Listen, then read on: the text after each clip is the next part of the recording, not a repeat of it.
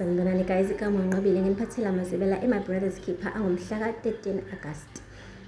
Guys, uDonga uhlezi njalo ethi emsebenzini, kanti kahle emsebenzini kusuke kuyikaNkosazane ke. Akazi nje nakanye kuthi uyasebenza, angazi ukuthi usebenza nini ngasikhathi sini. Uhlezi nje enoNkosazane. Yo, kazi ukhathazile mhlaba wathola kuyoba njani. Namhlanje ke wenze imanga. Wafika lapha e-ofisini la kusebenza khona uNkosazane, wamtshela ukuthi akahambe naye manje une-surprise for yena and ayikho la ebuildingini kumele ahambe naye. Wathi uNkosazane phela mina ngifani nawe, nginomsebenzi kumele ngiwenze futhi ke nginoboss kumele ngibekena. Wathi tshela uboss ukuthi uthathe day off namhlanje. Wathi hayibo, ngikavume. Wathi mengavumi ngizomsuwa. Imagine. Wathi uzosuwa iboss ukuthi ayivumi ukuthi uNkosazane ihambe naye. Haye, ugcine evumileke uNkosazane ngoba phela uDonga uyakwazi ukuconvinceana.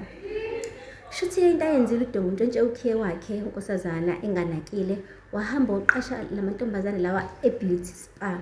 Wathi nje abamhlale lapha endlini bemlinde afike la uNkosazane khona bezoba massage bobabili. Hey guys, ujabule uNkosazane. Wathi Donga, mawuzo ngisurprise. Hey uDonga wenza izinto angakaze azenzele njalo ukhathazile. Akuphelanga ke lapho bathe sebeqedile ke kuleyo massage, wahamba uDonga wagqoka i-apron. Guys, unkosikazi kaDonga uchef uyapheka, kodwa uDonga nje angaze ngimbone egqoka i-apron epheka nayo ukhathazile, kodwa namhlanje ube phansi phezulu lapha e-kitchen epheka nayo uNkosazane, benza ama-oysters.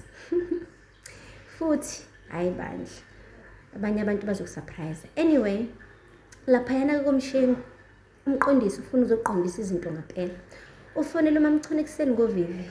Wamane uthula uMamchunu, uma ukuthi ufuna ukuthi ngikhulumele nobaba Khohlwa. Wathi ngicela nje ungihlanganisele abafana amadodana akhe sibe nomhlangano lapha kubuka inqubeko.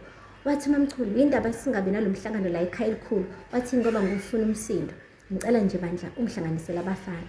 Wenza njalo kuMamchunu, kodwa naye ke wafika kulo mhlangano khona ezoyisela ngendlebe zakhe ukuthi ufuna ukuthini umqondisi. Umqondisi ke guys ukhuluma izinto eziqondile zodwa.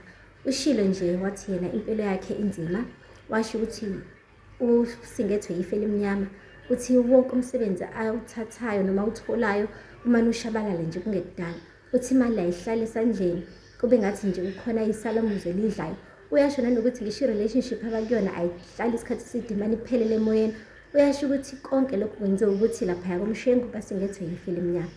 Useyenza ke nesibonelo kunqubeko, uthi nawe ndodana ngiyakubala lapho fakazile ulethe inkinga kabe empilweni yakho, naleli business leli ekade nithi niyalivula ninofakazile imali laphelele emoyeni njengezithukuthuku zenja.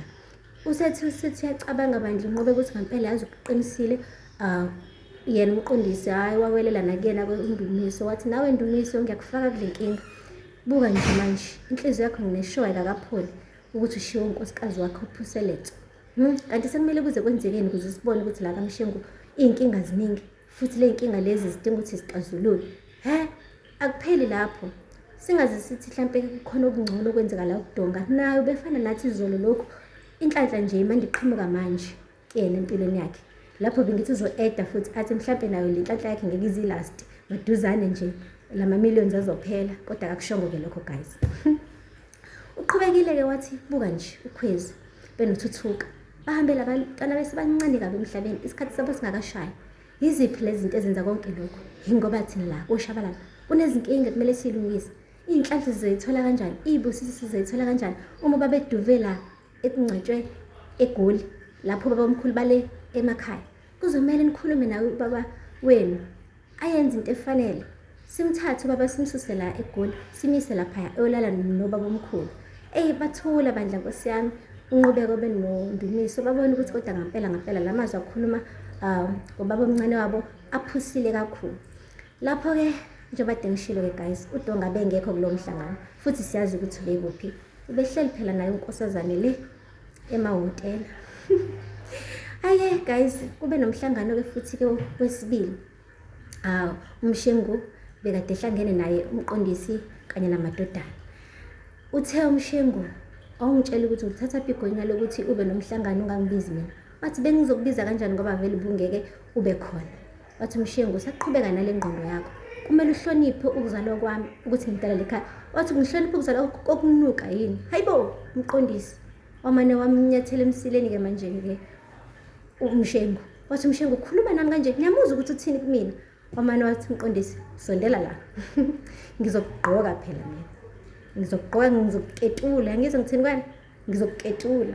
Ngabona ukuthi sengathi manje useyacikeka manje uMqondisi akasafuna ukuloku encengana nomshengu, usefuna lento eyenzeke manje. Manje uyabona ukuthi engathi uyayidonsisa umshengu, ngakho-ke akumane ukuthatha ezinye iy'nyathelo asebenzise udlame lodwa. Guys, kamshengu, hayi ukuthula kukho. Kodwa-ke sithemba ukuthi uzogcina ugobile umsenge, agcine evumile ngempela umshengu, ukuze phela izinto nabo zibalungele nabo bonke abanye, engabi khona nje imiliyoni eyodwa nje udonga nabo bonke beba ama-millionaires. Mhlawumbe lokho kuyokwenzeka mhla benza izinto ey'fanele, eyothatha amathambo ababakhona bayise endaweni efanele. Ningakhohlwa-ke guys ukusubscribe and like and comment. Until next time, bye.